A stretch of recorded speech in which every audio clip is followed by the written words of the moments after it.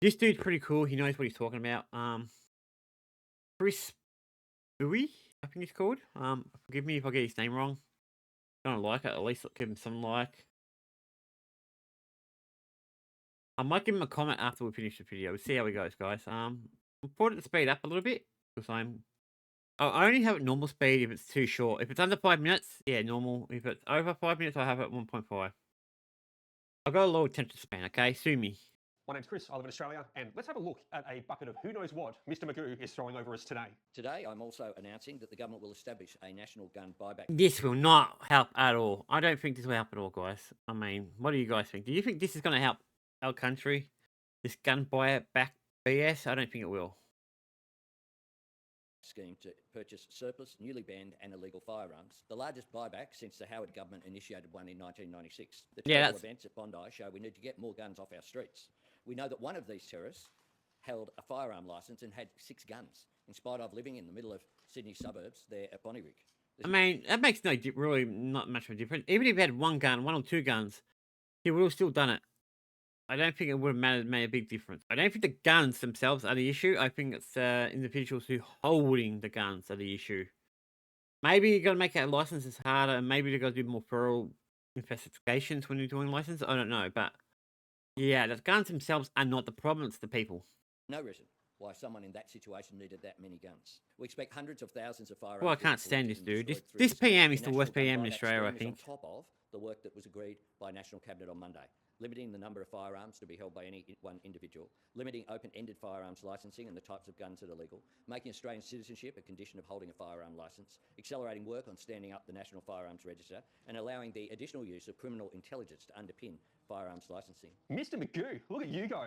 Now, the morning after the Bondi terror event, I filmed a video, I'm quite upset at the time, and I read through, I had questions at the time, and one of the questions that I had in that video was around how someone who's not a citizen of this country managed to get 6 guns. I want to know why our government is allowing people who have citizenship in another country, a foreign nation, why they're allowing them to come into our country on a temporary visa and buy weapons. I want to know that. So after I released that video, the Australian government's now come forward with all these gun reform laws. True. And, you know, I agree with the citizens part that they're talking about there, and I agree with tightening some things up, but I don't think they're going down the right path here. I think they've got things fundamentally wrong. I think they got it wrong dramatically. It's not fundamentally. Every level, they got it wrong. Regulations around it, but further limiting it, I think that's going to really rile people up. And the biggest question that's going to come forward is if they're tightening up what type of guns, people are going to know, is my hunting rifle safe? If they come after Australians for their hunting rifles in this country, they want you to hand it back in as part of a buyback because a hunting rifle is no longer illegal under the licensing they're giving you, well, I think you're going to have a lot of people out country not complying. So you've heard what Mr. Magoo and his government thinks. Here's what I would do, though, if I was in charge of gun reform. First, only Australian citizens should be able to get a firearms license and purchase firearms in this country. Secondly, a mandatory buyback for all non-citizens' weapons. They've got to hand all their guns in. A mandatory buyback and their firearms licenses cancelled effective immediately. Any non-citizen who doesn't hand in their guns should have their visa cancelled and be deported. Any non-citizen who turns around and says, oh, I've lost my gun or I've misplaced my gun,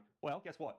Visa cancelled and deported because you're either lying to us, saying that you've lost or misplaced it when you haven't, or you're not fit to be in this country because you're misplacing and losing guns. Next, immediate start and development to a national firearms register. I know the government says, oh yeah, we're working on it, but an immediate start to it. In 1996, it was recommended after the Port Arthur massacre for a national firearms register to be put in place. And it wasn't until 2023 that the government actually got in gear about it. It's almost been 30 years for them to actually start getting a register in place. And even in 2023 on the start, they're estimating that it won't be ready till mid-2028. That's absolute rubbish. So from approval saying 2023, 4.5 years to build a database, to have a front-end interface for it, and then for the 8 states and territories databases, because they're all separate right now, they're all blind to each other. Each state can't see what's going on in each other's state or territory, but they've all got a database. So to be able to pass the data from the databases across into a centralized database, have a front-end interface to it, it does not take 4.5 years. If you get a team of developers in there and you don't block them, they can build this thing 6 months to a year, easy. They can have it all set up, ready to go. But I think what's dragging this process out is the blob of government in Australia. So all your bureaucrats, all your useless government workers who sit around and they just want to review things or ask questions about things, add zero value to the project, blocking projects, stopping the developers from actually doing their work and building things, they're the ones that are dragging it out to 4.5 years. So get rid of the blob, get rid of the bureaucrats, let the developers build this thing, they'll have it done in 6 months to a year. And finally, have ASIO and Australian Federal Police have access into this new centralised database. I don't know if that's going to really help too much, but it might help a little bit. Let them be able to see things, but let them be able to I mean, definitely will help a little bit, but I think it's more about the people. Okay, this person's on a watch list. Maybe don't give There we go. Now he's talking about it. Well past the point now of wait and see. Okay, we can't do wait and sees anymore. We can't give them a license and be like, wait and see. Let's see if anything happens. No, we've seen what happens now. And that's the only changes. It should be in Australia. It shouldn't be restricting the type of guns. It shouldn't be doing anything else. Because at the end of the day, guns don't kill people. People kill people. Yes, We're letting exactly. the wrong people in. We're giving the wrong people these licenses. The terrorist down at Bondi, the Exactly. one who had the firearms license. He's right. The one who Okay, had now guns I'm agreeing bought with you. legally, Now I'm on wasn't even board. an Australian citizen. So why should law-abiding Australian citizens, responsible gun owners, be punished because of that vile piece of shit? Further punishing citizens who are licensed firearm owners will not fix the failures in intelligence, early intervention, or enforcement. I mean, he should have been shot. The police should have shot him without even thinking about it. Low-capacity magazines. High-capacity magazines are not allowed in Australia. The magazine sizes over here are already so restricted that there would be American states out there laughing at us, saying, I wouldn't even be able to warm my finger up before having to reload. Looking at America, gun ownership for their citizens is built into their constitution. There is over 500 million guns in America. In America, non-immigrant aliens or visa holders are individuals in the US on temporary visas, such as tourist, student, or work visas. They're generally prohibited from possessing, receiving, or purchasing firearms or ammunition under federal law. When it That comes to makes sense. non-citizens, America has tighter gun laws than in Australia. At the end of the day, the shooter at Bondi, who had the firearms license, who had the 6 guns, who bought them legally, he was an Indian Muslim and he hated Jews. His son was born in Australia and his son hated Jews, and they went out. As a father-son event, a Jew shooting trip. They were Muslims inspired by Islamic State. They pledged their allegiance to Islamic State. They joined the jihad.